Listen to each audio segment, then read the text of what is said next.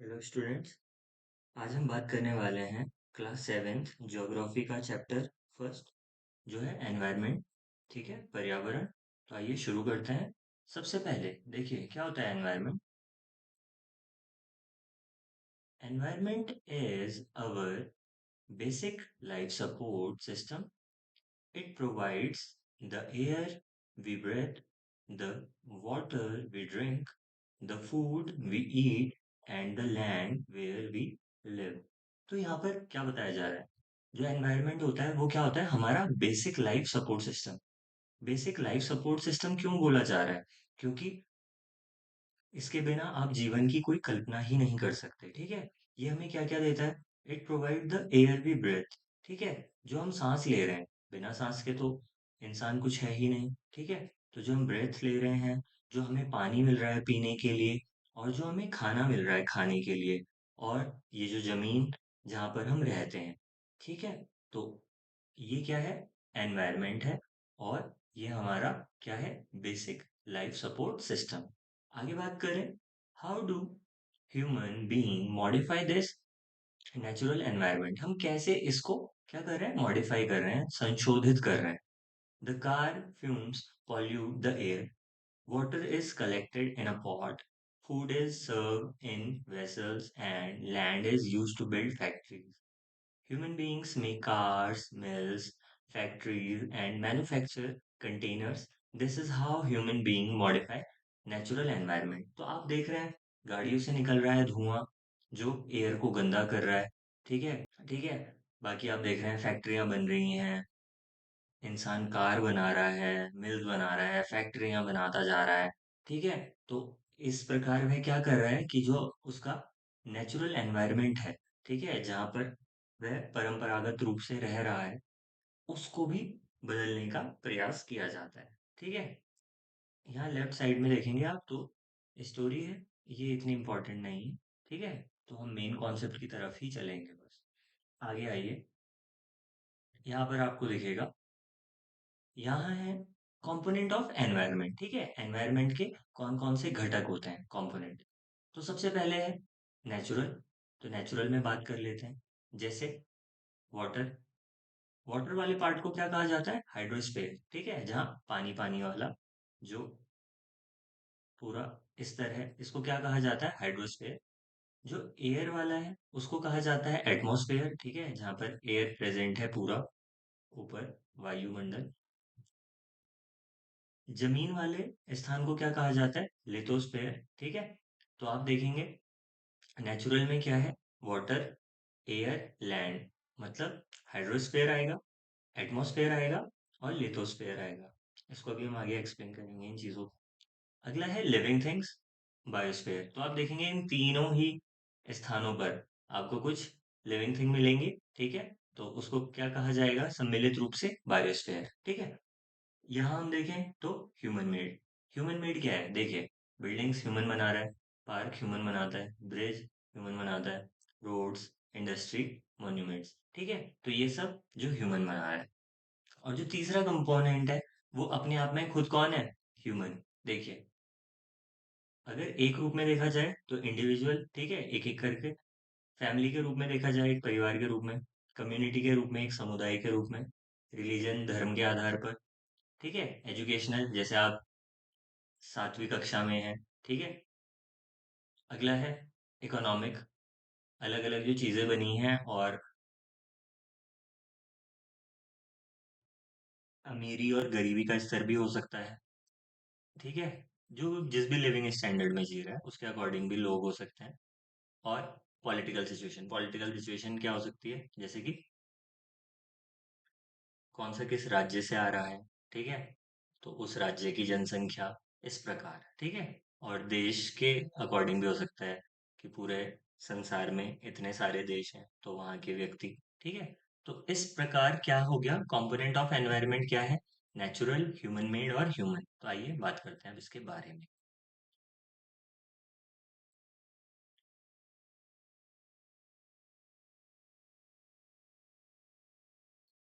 The place, people, things, and nature that surround any living organism is called environment।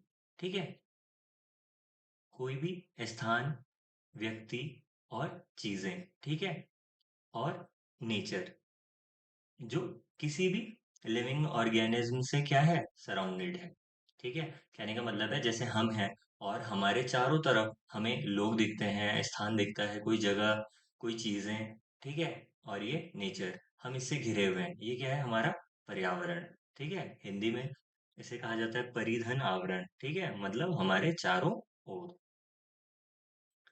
यहाँ पर देखिए, लिखा है बायोटिक और लिखा है एबायोटिक। बायोटिक क्या होता है, the word of living organism, मतलब जिनके अंदर जीवन है, तो किनके अंदर, जैसे प्लांट्स और animals. Abiotic, the word of non living elements, ठीक है, जैसे कि लैंड, फॉर एग्जांपल जैसे वाटर, सॉइल। बायोटिक के लिए एबायोटिक की भी आवश्यकता है। ठीक है, केवल लिविंग के दम पर ही संसार नहीं चल सकता है। ये जो नॉन लिविंग एलिमेंट्स है ना, इनका भी बहुत बड़ा रोल है हमारी लाइफ में। जैसे सॉइल का रोल है प्लांट्स को उगाने में, पानी का रोल है जिसके बिना तो आपका जीवन संभव ही नहीं है। ठीक है, तो ये होते हैं बायोटिक और एबायोटिक। आगे चलते हैं। अब बात करते हैं नेचुरल एनवायरनमेंट की। ठीक है, land, water, air, plants and animals comprise the natural environment. ठीक है, तो देखिए किससे मिलकर बना है, लैंड से, वाटर से, एयर से, प्लांट से और एनिमल से। ठीक है, तो इसी में अभी हमने थोड़ी देर पहले पढ़ा था लिथोस्फेयर, हाइड्रोस्फेयर, एटमॉस्फेयर।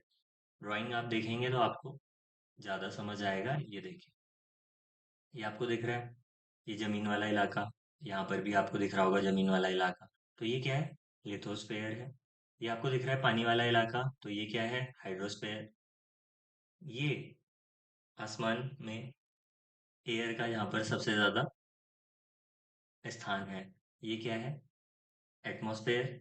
और इन्हीं तीनों के सम्मिलित रूप से देखिए, ऊपर पक्षी आपको उड़ते हुए दिखेंगे, जल में आपको बहुत सारे जानवर, प्लांट्स अलग अलग दिखेंगे। ठीक है, और जमीन पर भी आपको लोग और प्लांट्स सब दिखेंगे। और यही सब मिलकर क्या बना रहा है, बायोस्फेयर। ठीक है, तो लिथोस्फेयर की बात कर लेते हैं। It is the solid crust और the hard top layer of the earth. ठीक है, तो जो सॉलिड क्रस्ट है या हार्ड टॉप लेयर है अर्थ की, ठीक है, बेसिकली आप सीधा जमीन कह दें तो ये क्या है, लिथोस्फेयर। दूसरा है, it is made up of rock and minerals and covered by a thin layer of soil. तो ये किससे बना हुआ है, रॉक से, मिनरल से, और कवर्ड है किससे, एक थिन लेयर से, किसकी, मिट्टी की लेयर से। It is an irregular surface with various landforms such as mountains, plateaus, plains, valleys, ETC. तो आप देखोगे कि पूरी जो जमीन है वो एक जैसी नहीं है, कहीं पे आपको दिखेंगे पहाड़, ठीक है, कहीं पे आपको दिखेंगे प्लेट्यू, और कहीं पे आपको दिखेंगे प्लेन। ठीक है, landforms are found over the continent and also on the ocean floor.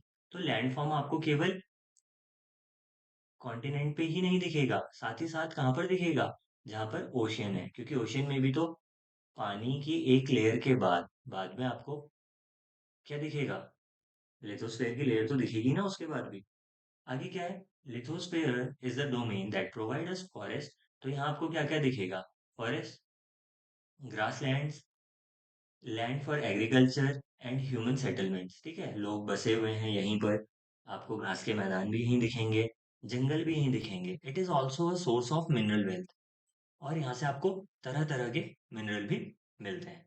ठीक है, यहाँ तक क्लियर है बात। आगे चलते हैं।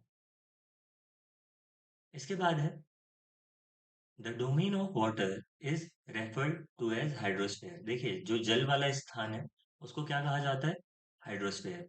It comprises various source of water and different type of water bodies like river, lake, sea, ocean, etcetera.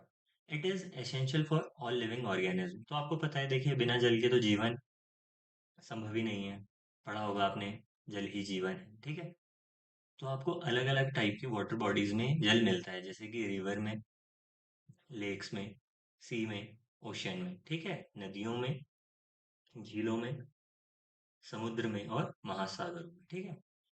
आगे, the atmosphere is the thin layer of air that surround the earth.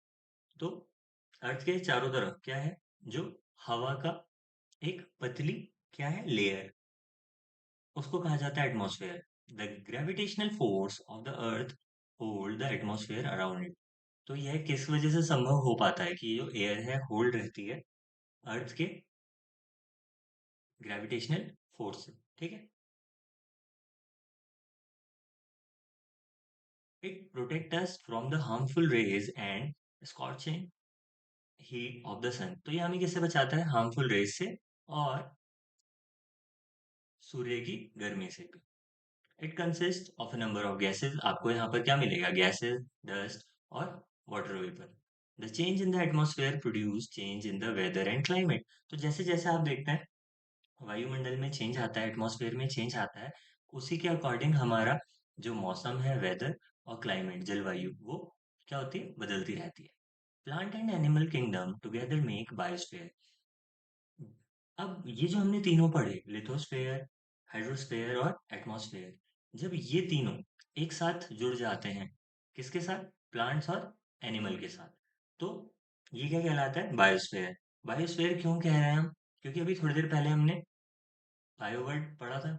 Bio का और किससे होता है, livings, ठीक है, तो जैसे प्लांट और एनिमल, तो इन दोनों के मिलने से क्या बनता है, biosphere. It is a narrow zone of the earth where land, water and air interact with each other to support life. तो देखिए, लैंड, वाटर और एयर तीनों क्या करेंगे, इंटरेक्ट करेंगे, और उसी की वजह से क्या होगा कि हम जी पाएंगे, ठीक है। देखो, अगर एयर ना हो तो भी आप नहीं जी सकते, वाटर ना हो तो भी आप नहीं जी सकते, और लैंड ना हो तो भी आप नहीं जी सकते, ठीक है। अगला है ecosystem. Ecosystem, it is a system form by the interaction of all living organism. सारे जो लिविंग ऑर्गेनिज्म हैं उनका इंटरेक्शन किसके साथ, physical and chemical factors of the environment. तो एनवायरनमेंट के जितने भी फिजिकल और केमिकल फैक्टर हैं उनके साथ लिविंग ऑर्गेनिज्म का जो इंटरेक्शन होगा उसको कहा जाएगा इकोसिस्टम। और इसमें वो क्या करेंगे, transfer of energy and material. और इसमें क्या होगा, ट्रांसफर होगा एनर्जी का और मटेरियल का। फॉर एग्जाम्पल, हम सांस लेते हैं, ठीक है, और वो सांस हमें कहाँ से मिल रही है, पेड़ पौधों से। बदले में पेड़ पौधों को हमसे क्या मिल रहा है, कार्बन डाइऑक्साइड। जो पेड़ है वो टिके हुए हैं किसकी वजह से, सॉइल की वजह से, ठीक है। तो ये सब क्या है, आपस में हम सब क्या कर रहे हैं, एक दूसरे से इंटरेक्ट, और यही क्या बनाता है, हमारा इकोसिस्टम। यहाँ तक बात क्लियर है, तो आगे चलते हैं।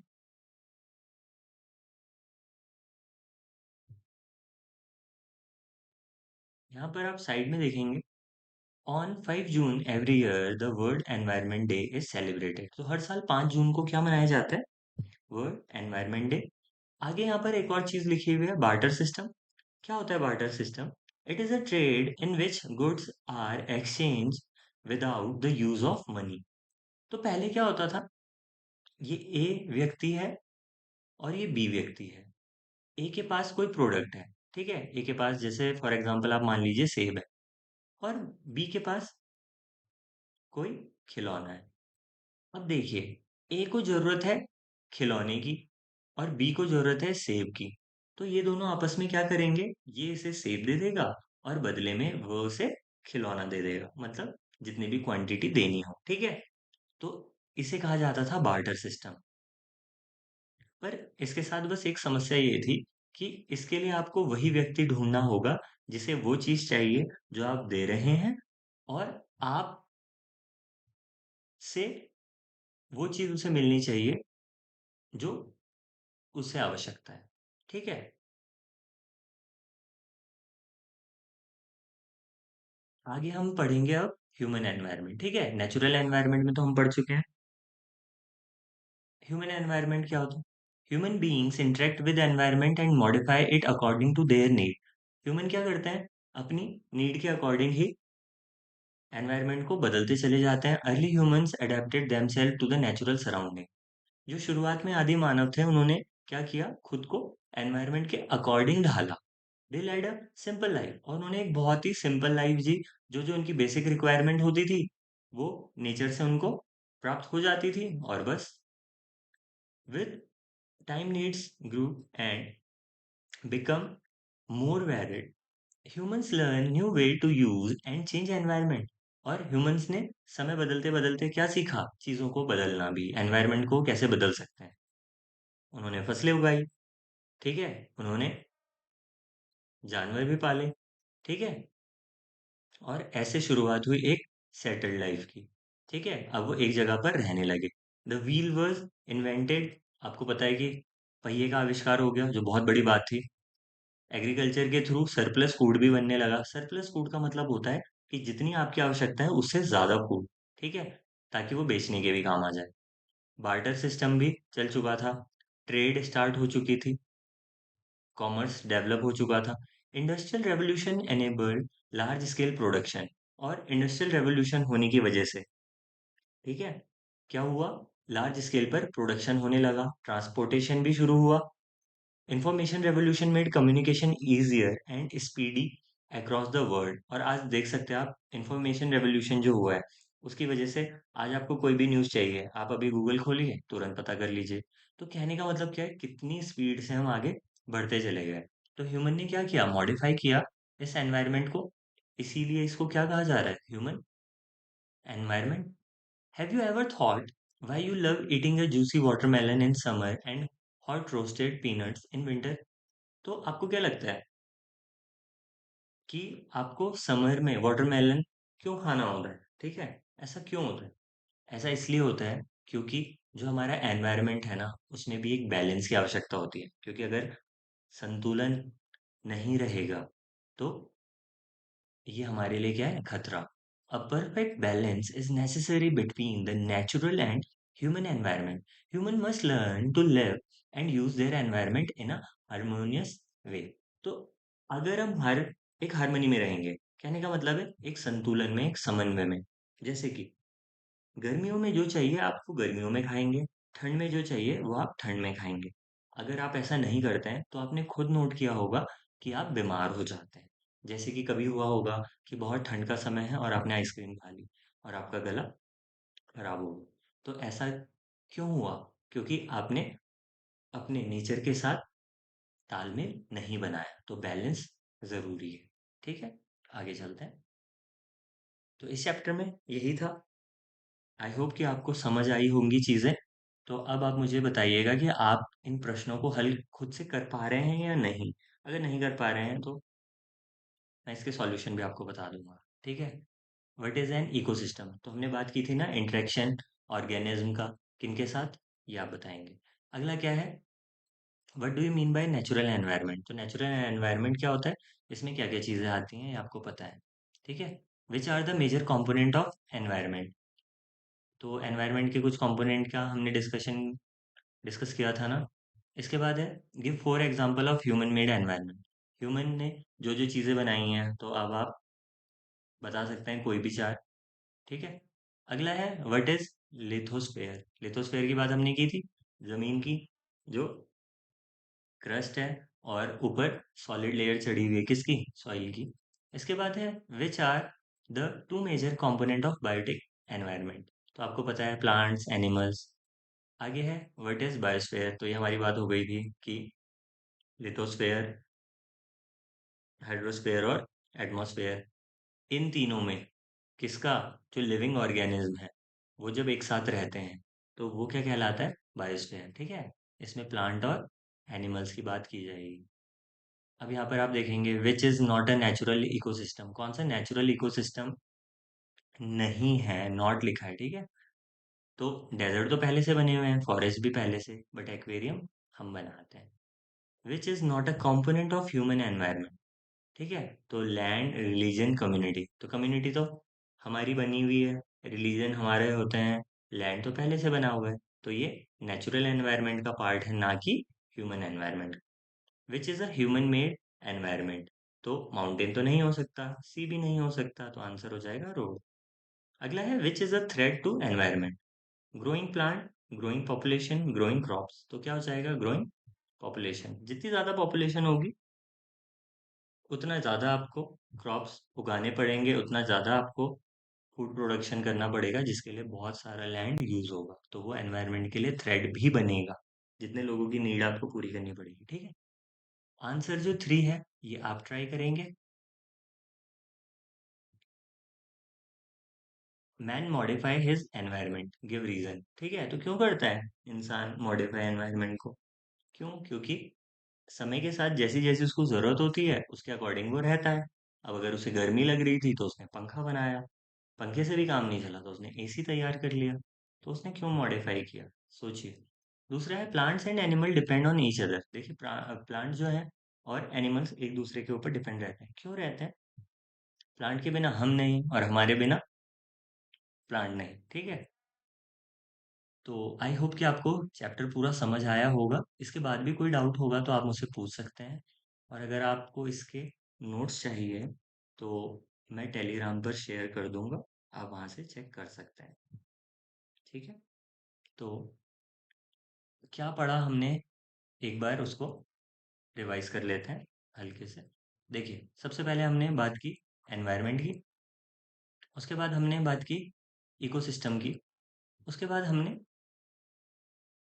कंपोनेंट पढ़े, ठीक है। इसके बाद हमने पढ़ा लिथोस्फेयर, हाइड्रोस्फेयर, एटमॉस्फेयर और इन्हीं के बीच जो बायोस्फेयर, ठीक है। आगे हमने जितने भी कंपोनेंट थे उनको एक्सप्लेन किया, नेचुरल, ह्यूमन, ह्यूमन मेड, ठीक है। तो इस चैप्टर में मेनली यही था। आप इसको रिवाइज कीजिए और फिर भी कोई अगर समस्या हो तो आप कमेंट बॉक्स में कमेंट कर सकते हैं। मिलते हैं अगले वीडियो में नए चैप्टर के साथ। धन्यवाद।